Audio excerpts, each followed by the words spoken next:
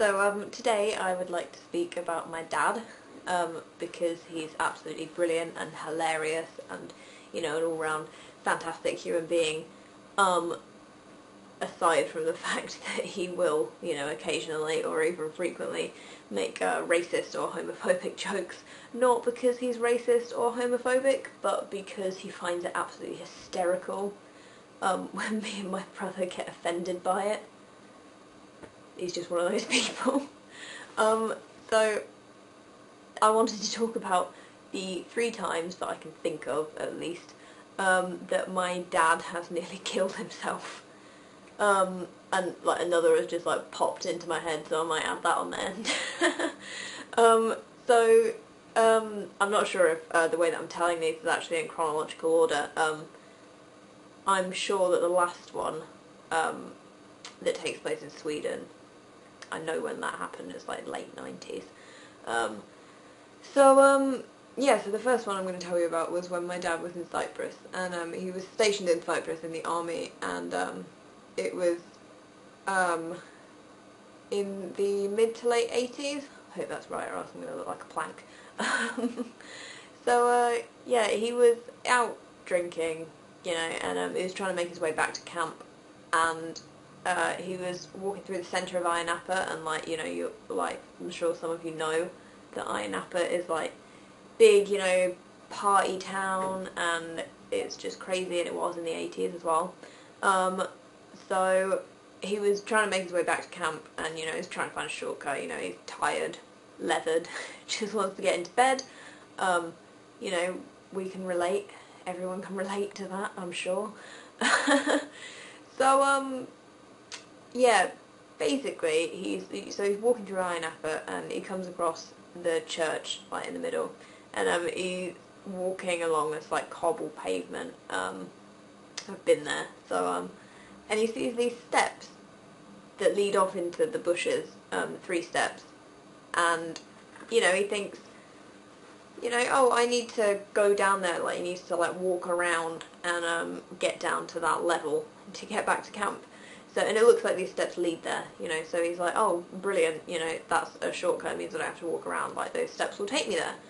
So that's great. So he's walking towards these steps, and he's looking at the bushes around the steps, and he's like, these are odd looking bushes. They look really strange, they're kind of weird, and the steps just disappear off into these bushes. 1, 2, 3, gone. So he steps onto the first step, and then onto the second, and then onto the third, and then onto the fourth, and it's not there. So he just falls. And the way that he describes it is brilliant, and I really can't do it justice. He was just, sort of sailing down through the air, and he realised while he was falling why the bushes looked so strange, and it was because they weren't bloody bushes, they were the tops of the trees. And, he's just getting slapped by all of these branches on the way down, and he lands on his back, in the dirt below the steps. And, and I've seen these steps, I've seen the trees, I've seen the dirt, I've been there. We go there every time we visit, and it just, it's quite a long way down. I look at it and I'm just like, wow, I'm really crap at estimating distances. I don't know, maybe 20, 30 feet. I wouldn't want to jump it. So, he didn't really feel it, because, he's absolutely plastered, he's completely bonked. So, he's just lying there on his back, and he said that, he wriggled his fingers and he wriggled his toes, and they wriggled back at him, and he was like, yep, everything still works. And he just went back to camp, and I honestly do not know anything else about that. I don't know what happened after that. So the next story, I'm not actually sure where this took place other than on a boat. It could have been in Cyprus, might have been in Cyprus, but it also could have been in Germany, I'm not sure. Again, it was in the army, mid to late 80s. So, and my dad thought it would be a really good idea on this boat to climb up the mast and jump off, and bearing in mind he was like my age, maybe younger. So, you know, he makes his way up there, and it's not a very long story, you know, he makes his way up there and he's sort of inching along the mast, and, you know, he's standing up, and he gets right towards the end and he wants to jump off right from the end, you know, make sure that he actually gets into the water, and he slipped. So, and I actually have a photo that I will put here of him, and he's like upside down, and it's like, ooh! So, and he, like, they actually managed to capture the moment where he should have been jumping, but he was actually sort of upside down in midair, like, ah!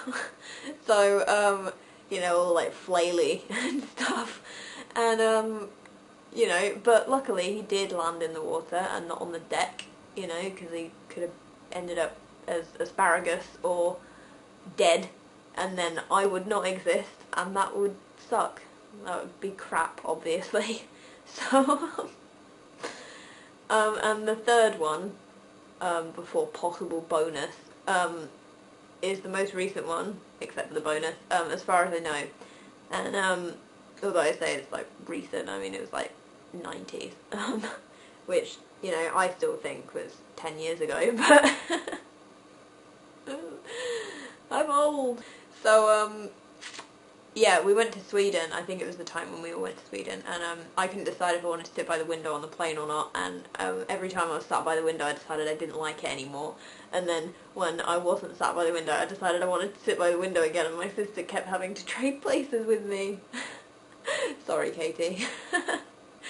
So, one evening my dad was on the balcony with his friend from the army, and you know, they were just having a few drinks, and we were staying with him and his family, who now live in Sweden, and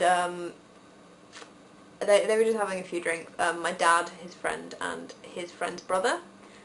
So, and my dad was, like, the way that he tells it, he was leaning against the edge of the balcony, like the railings, although I'm not sure it was metal railings, I think it was like wooden, and he thought, you know, I could just hoist myself up and just sit on the balcony.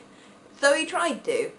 And, you know, next thing you know, he's lying on his back, looking up, like, into the sky, and you can see the bottom of the balcony, and, his friend's brother is yelling down at him, he's yelling his name, and he's calling, "Are you okay?"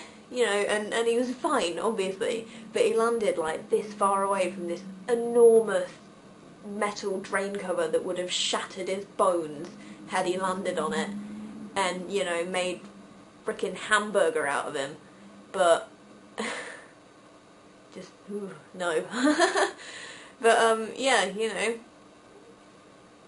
yeah. So that's the story of you know, the myriad of times that I can think of now, off the top of my head at least. You know, that my dad has very nearly killed himself, or should have killed himself. Reasons that I should not exist. So there you go. Yeah, hope you know, enjoyed that. So, and at the end of this week, I will probably be putting up my first Songs of the Week video. I have 31 songs this week. Told you I struggled to narrow it down. And I'll just be basically reeling them off, you know, what album they come from, if I own the album. I actually own a pitiful amount, you know, I own a pitiful fraction of the albums from which the songs are from on this list, but I will. So, but I'm poor. I'm a student, so I have no money left. I'm in minus fish. So, yeah. I hope you found that as amusing as I did telling it, because I'll never get tired of those stories, man. So, yeah. Bye! Hi! So today I would like to speak about my dad, who is, you know, like an all-round brilliant human being. Yeah, I've got the fucking script here. No secrets. Fuck. So, you know, I don't know what I'm gonna say. Need to tell the script. Mid to late 80s. Fucking script fell off. I don't know what I'm doing. Ah.